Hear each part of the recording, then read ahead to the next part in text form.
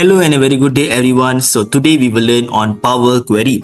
If we look over here, we do have a table which consists the names and also Q1 to Q4. So if you look here carefully, for a data for a person named Smith, we have the Q1 which has number 2, Q3 has number 3 and Q4 has number 3. So basically what I want is, in my desired output, I want the names to appear in a vertical list, and not only that, I want these quarters all to appear as per the number of data. For example, over here in Q1 for Smith, we have the number 2. So basically we want the Q1 to appear twice. And if we look at Q3 for Smith, it has number 3. So basically we want the data to appear 3 times. So how are we going to do it? So let's get started. So the first thing is, what I'm going to do is I'm going to put my cursor over here and I'm going to press Ctrl A. So once I press Ctrl A, it will highlight the entire table.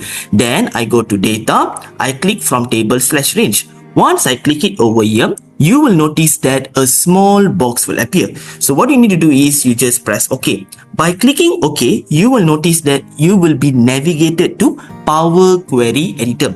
So it is in Power Query Editor where we will perform the data transformation. So I want the Q1, Q2, Q3 and Q4 to be in a single column. So I'm going to right click on this particular column and select Unpivot Other Columns, because the columns I want to unpivot it so that it appear in a vertical list. I click it over here and there you go. So now the thing is, instead of Q1, Q2, I want the Q1 to appear the number of times. So for example, here we have 2. So we have Q1 to appear twice. And if just say here we have 2, we want the Q1 to appear twice, and so goes on. But how am I going to repeat the items? So this is where I'm going to use the custom column.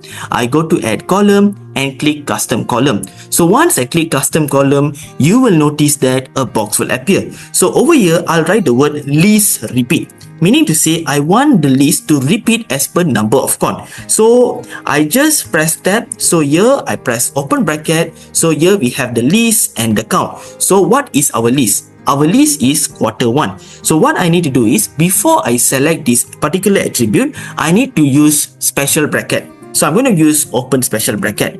Why I'm using open special bracket? Because I want it to be as a list. In order to the data to appear as a list, we need to use special bracket in Power Query. So I'm going to click here attribute and press insert. So this is the data that we want to appear as a list, like Q1. And then if we have an open special bracket, we need to close with the special bracket. So close special bracket and then press comma. Why comma? Because we have the list, but we want to count as what number? We want to count as the number of the value over here. So that, like for example, Q1 appeared twice.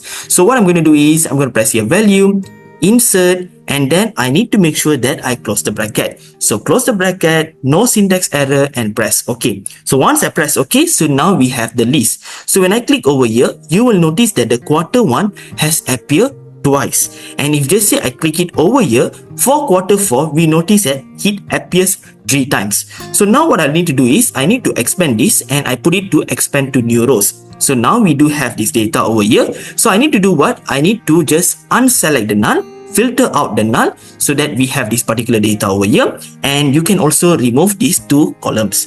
So now this is the data. You can go to home and you can click close and load. But when you press close and load, bear in mind it will load as a table in a new sheet. But I don't want to load as a table in new sheet. Instead, I want to load as a table in an existing sheet. So this is where I click close and load too. So the thing is, the interesting thing is, we can actually load in many different forms. Whether we want to load as a table, pivot table, or only create connection. But in this context, I want to use to load as a table in an existing worksheet. So the coordinates is over here. So I'm going to click it here and choose over here. And then press enter and then press OK. So once I press OK, and then there you go. So this is our data. So now if just say I put here 5. So Williams Q2, I put here 5 and enter. So now when I press right click and I press refresh, you will notice that for Q2, we have appeared about 5 times. So the exciting fact is, Power Query can be used to perform data transformation.